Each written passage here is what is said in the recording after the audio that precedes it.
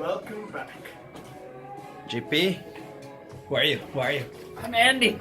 And you? You know me by now, have you? Yeah, so we are here to talk about project management.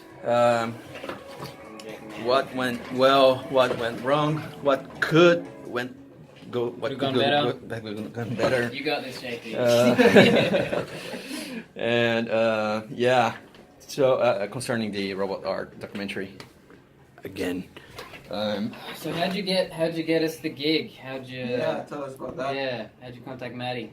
So we just met in the street, like, hey, you do film stuff, I do audio stuff, that's awesome, let's do something together. And that's how this project was created. So You reached out to the best audio guys you know. so yeah, I invited Andy and Bhavya to help me in this big project because we're basically doing Foley, soundtrack, mixing, and everything audio related, basically in this documentary. So it is a big project. I needed some help, so I called these guys to help me. Yeah, thanks, man. And from there, we went to record the original soundtrack within the director's scope. And I also invited Mitch, which is a awesome keyboard player, bass player, drummer, Session guitarist. musician in Yeah, general. he's an awesome session musician. And Steven Summers, which is a awesome drummer as well. He's really good. And so they helped us in the live recording because we needed more instruments to be played live at the same time. Yeah. Well, Andy, what do you think? What could have gone better? Yeah, so what the timing was one thing that's happened. We're on a bit of a time crunch to get this project done. So I think we delivered the soundtrack in pretty good time.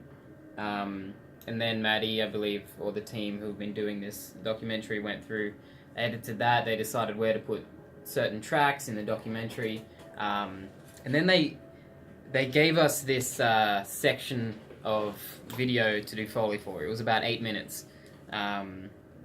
And because the documentary it's only going to be 8 minutes long anyway, we ended up having to do a lot of excess Foley because of the time crunch that they were under. They didn't have time to do the edit before, so we could do the Foley only for what needed to be. So Which is understandable. That's yeah, how- totally.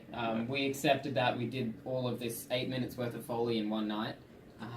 At least the recording stage anyway. Yeah. I'm really happy with that, and we delivered it to them semi-mixed the next day. Yeah. So we needed to be really aware of our time and what can we deliver and what production techniques we can apply to decrease our time, right? So like instead of recording specific Foley sounds and then editing it to glue within the video footage, we actually tracked real-time Foley with the whole thing happening. So all the brush strokes and everything are tracked real-time live, just for the sake of don't editing that much afterwards, after the fact. Recording as accurately as we could. Yeah. One of the things I really enjoyed that we did about this project actually was planning. We did a lot of planning from recording. All the microphones were planned out, the instruments. We had that down pat. We knew that I was going to be editing it the next day, that JP would be moving on, mixing it and mastering it, following straight onto that. So that whole process, I think we've done really well with that, hey? Yeah. And timeline went well. Yeah, I really liked our plan of action. Like, we didn't have the video for the first 4 weeks.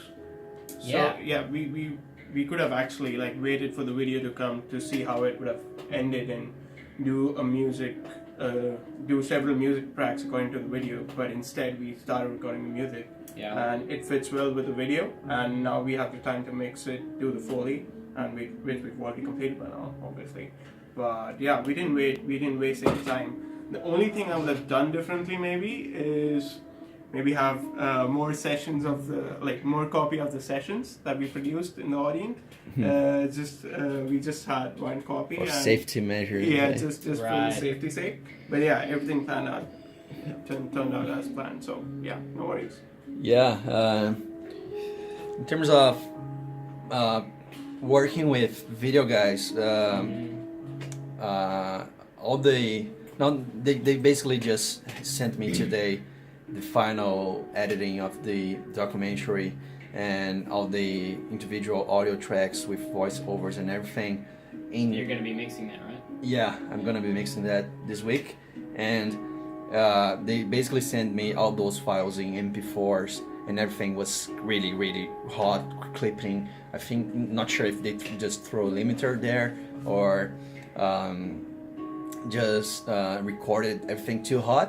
So we're probably gonna have to use that denoise back again to declipping back again. We do need some denoise as well, but I think the declipper is now our best friend in this situation. And I just asked them to resend me the WAV files instead of MP4s because audio engineers actually hate audio compression. So unless we are compressing it. Oh wow! So, It does not sound very well. The little clip that they've sent through, some cool music, but it's so hot. We can't use it in the final mix. well, in terms of music, they actually used in the first bit in the early. In the beginning of the documentary, they actually used another song that we didn't create because they needed a more uplift vibe, and we were too, natural and minor. Yeah, in fact, minor key was our goal for this composition, so it wasn't that uplift as we wanted to be. As they wanted to be honest, because we wanted that natural vibe of a more intrinsic and introspective. Great feeling. word for what we were after. Yeah. Now I'm gonna mix the documentary and hopefully with WAV files instead of MP4s and see how it goes. Any final thoughts, Andy, leader? I'm just excited to see the final thing. Let's hope it turns out. Super grateful to work with these guys and Mitch and Steve. Wow. Thanks everyone. Thanks Proud of our work. video guys. There'll be the link to the final video in the description. Check that out. Yeah, we'll be there Yep. sometime soon, hopefully. Check Check it out. See ya.